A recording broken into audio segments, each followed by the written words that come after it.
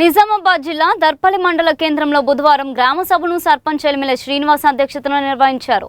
గ్రామ అభివృద్ధి, పారిశుద్ధ్యం, తాగునీటి సౌకర్యాలు, రహదారుల అభివృద్ధి, ప్రభుత్వ సంక్షేమ పథకాల అమలు వంటి అంశాలపై గ్రామస్తులతో చర్చించారు.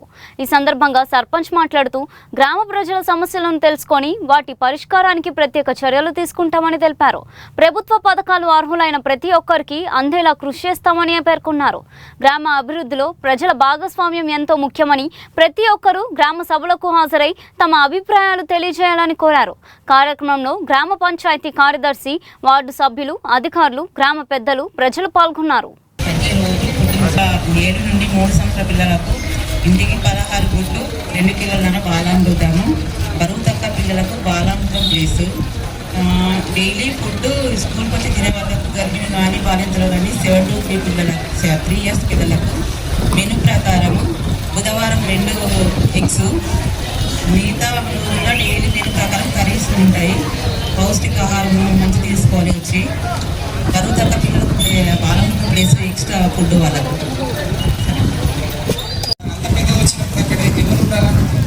స్టూడెంట్స్ ఉన్నారు, దయచేసి మీరు సౌకర్యాన్ని వాడుకోండి, ఇన్స్టిట్యూషన్ని కాపాడుకోండి. ఇక్కడ పనిచేసే వాళ్ళు ఈరోజు నేనున్నా, ఇంకో 3 4 ఇంటర్ అవసరం పాఠశాల, దానికి ఉన్న వనరులు, దానికి ఉన్నటువంటి అవకాశాలను, సౌకర్యాలన్నీ వాడుకోవాలా, కాపాడుకోవాలని ఈ సభ ద్వారా మీ అందరికీ విన్నవిస్తూ, చాలా సౌకర్యాలు అవన్నీ మీకు తెలుసు. మేము కూడా ఒక పాంప్లెట్స్ కూడా తీసుకొచ్చినాం. దయచేసి అమ్మలు ఇక్కడ మహిళా సంఘాల వాళ్ళు ఎవరైనా ఉంటే ఆ పిల్లల్ని మీరు పంపండి. పంపిన తర్వాత 1 year చూడండి. మీరు కోరితే టీసీ ఇవ్వడానికి ఇదేం బాగాలేదు, టీసీ ఇస్తారు తీసుకోకపోతామంటే ఎప్పుడైనా వెళ్ళొచ్చు. మీరు ఒకసారి పంపితే అక్కడ ఏమైనా క్వాలిటీ ఉంటే మా నుంచి మేము ఇచ్చిన స్టూడెంట్స్ అది నిజంగానే పాటిస్తున్నారా లేదా అనేది చూసిన తర్వాత మళ్ళీ మీరు చూసుకోవచ్చు. అంత పెద్ద ఇన్స్టిట్యూషన్లో మేము మొన్న ఒక కొత్తగా 500 మంది కూర్చునేటట్టుగా ఇన్ఫ్రాస్ట్రక్చర్ని డెవలప్ చేసాం. వచ్చిన వనరులు దాదాపుగా మేము 99%, 98% దాన్ని వినియోగించడానికి ప్రయత్నం చేస్తాం. కాబట్టి మీరు దయచేసి ఇవన్నీ గమనించి స్కూల్ని మనం కాపాడుకుందాం, వనరుని వినియోగించుకుందాం. పాఠశాలలో పెద్ద సంఖ్యలో విద్యార్థి చేరేటట్టుగా చేయాల్సిందిగా మీకు చేస్తున్నాం. చెప్పు, నీకు బాగా చెప్తే అందరికి అర్థమవుతుంది.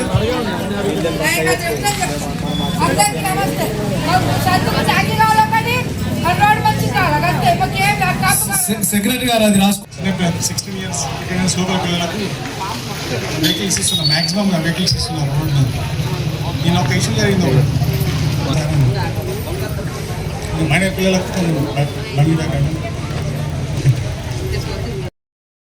జరుగుతుంది.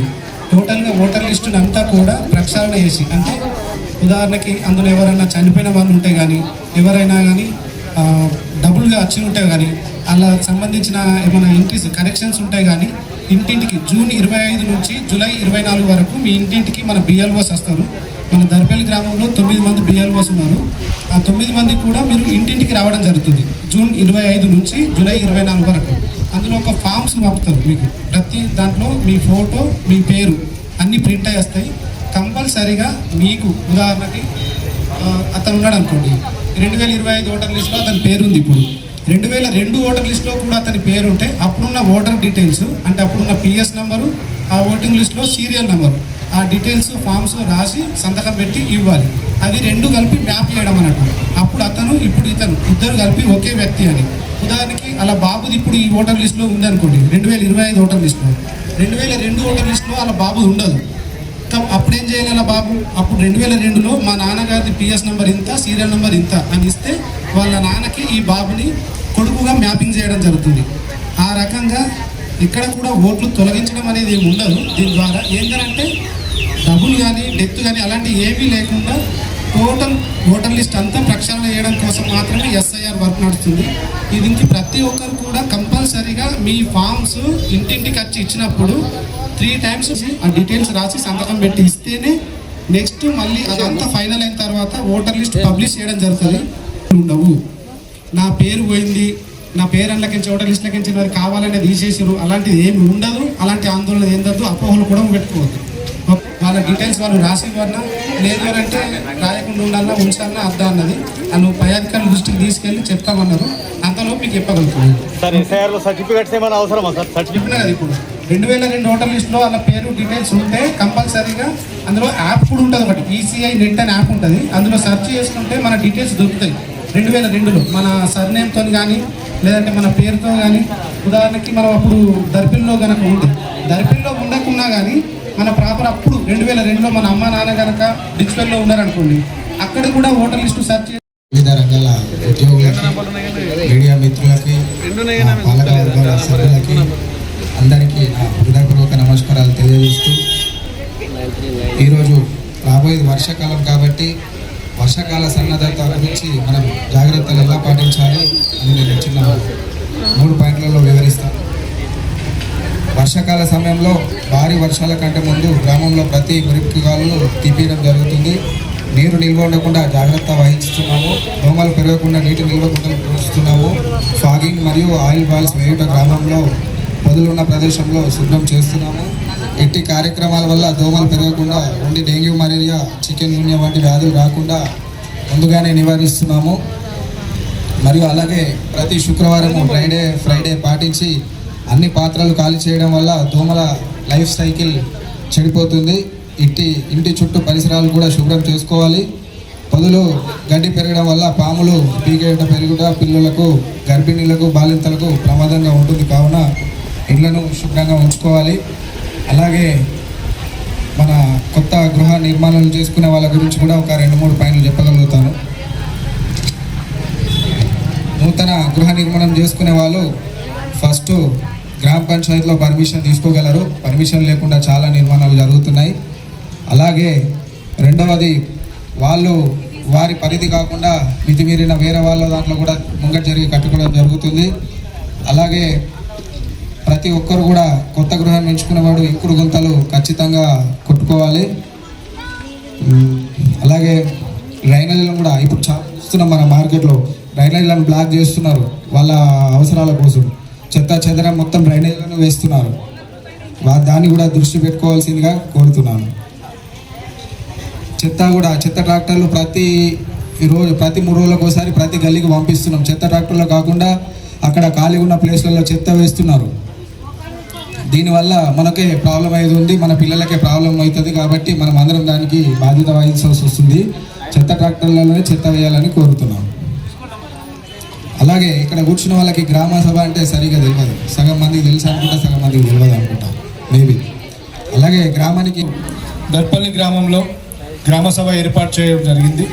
ఈ గ్రామ సభకు వచ్చేసినటువంటి మహిళలకు, అంగన్వాడీ టీచర్స్కు, ఐకేపీ సిబ్బందికి, వ్యవసాయ శాఖ అధికారికి, పోలీస్ అధికారి గారికి, రెవెన్యూ అధికారికి, మా పాలకవర్గ సభ్యులకు, గ్రామ సభ సభ్యులకు అందరికీ పేరు పేరున నా హృదయపూర్వక నమస్కారాలు. ఈరోజు గ్రామ సభ ఉద్దేశం ముఖ్యంగా దర్పల్లి గ్రామంలో ప్రభుత్వ స్కూళ్ళల్లో పిల్లల్ని చదివించాలి. ప్రతి ఒక్కరు బాధ్యత. ఈరోజు ప్రైవేట్ స్కూళ్ళల్లో విచ్చలవిడి ఫీజులు తీసుకుంటూ విపరీతంగా మన ఫ్యామిలీ ఖర్చులు బాగా పెరుగుతున్నాయి. మీరందరూ చదువుకున్న వాళ్ళే, మీరంతా కూడా మనమంతా ప్రభుత్వ స్కూల్లో చదువుకున్న వాళ్ళమే. ప్రభుత్వ స్కూల్లో చదువుకుంటూ ఈరోజు ఇక్కడ ఉన్నాం. మనం కూడా మన పిల్లల్ని ప్రభుత్వ స్కూల్లోనే చదివించాలి. ఎందుకు చెప్తున్నా అంటే నేను కూడా నా పిల్లల్ని ప్రభుత్వ స్కూల్లోనే చదివించాలి. ఒక గ్రామ సర్పంచ్గా, ఒక విద్యావేత్తగా నేను చెప్తున్నాను, 5 సంవత్సరాలు నేను బాధ్యత తీసుకుంటా. ప్రభుత్వ స్కూల్లో వారంలో ఒకరోజు మధ్యాహ్న భోజనం చేస్తా, క్లాస్ రూమ్ చూస్తా. అది నా బాధ్యత. కాబట్టి మీ పిల్లలందరూ వీలైనంత వరకు ప్రభుత్వ స్కూళ్ళలో చదివించండి. నేను పూర్తిగా బాధ్యత తీసుకొని ఒక అన్నగా, ఒక తమ్ముడిగా, ఒక తండ్రి పాత్ర పోషిస్తూ నేను బాధ్యత తీసుకుంటానని మీకు మాటిస్తున్నాను.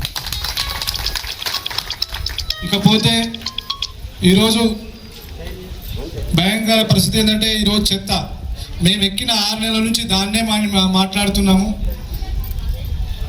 అందరూ ఆడపడుచులు ఇంటిని శుభ్రంగా ఉంచుకొని అవి తీసుకొచ్చి మోర్లో పడేస్తున్నారు. అది ఎంత ఇబ్బందికరం ఉందంటే, నేను డ్రైనేజ్ క్లీన్ చేసినప్పుడు మొత్తం రోడ్ల పొంట తీసే వాళ్ళకు వాసన, స్మెల్ చాలా ఇబ్బందికరమైన పరిస్థితి ఉంది. మీరు ఒక బాధ్యత తీసుకోండి, ఒక చెత్త ఒకటి సంచిలో పెట్టుకొని అవన్నీ తడి చెత్త పొడి చెత్త అలాగే వేసుకోండి. మేము ఈ వెహికల్స్ కూడా ఈ రోడ్కి వెళ్ళి ఒక ట్రాక్టరు, అక్కడికి వెళ్ళి ఒక ట్రాక్టర్, 2 ట్రాక్టర్లు డివైడ్ చేసాం.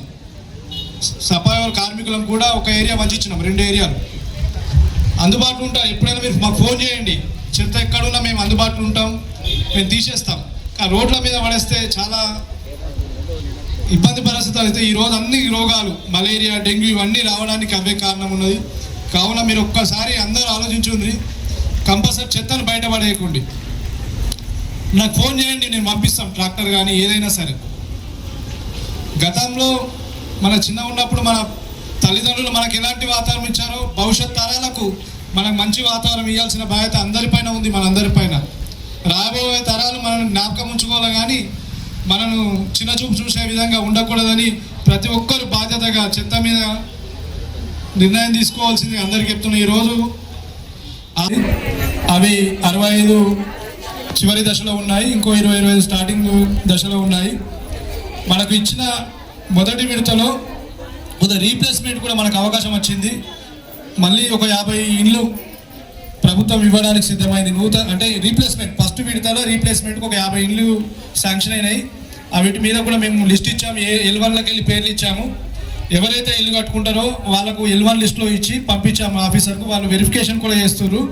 మొదటి విడతలో భాగంగా ఈ 1 వీక్ లోపల ఒక 50 ఇండ్లు మళ్ళీ శాంక్షన్ అయ్యే అవకాశాలు ఉన్నాయి. సెకండ్ విడత కూడా ఇంకా మాకు గైడ్లైన్స్ రాలేవు. రెండో విడతలో కూడా దర్పల్లికి సుమారుగా 100 ఇల్లు వచ్చే అవకాశం ఉంది. అందరు అర్హులకు ఇందిరమ్మ ఇల్లు ఇచ్చే బాధ్యత మేము తీసుకుంటాము.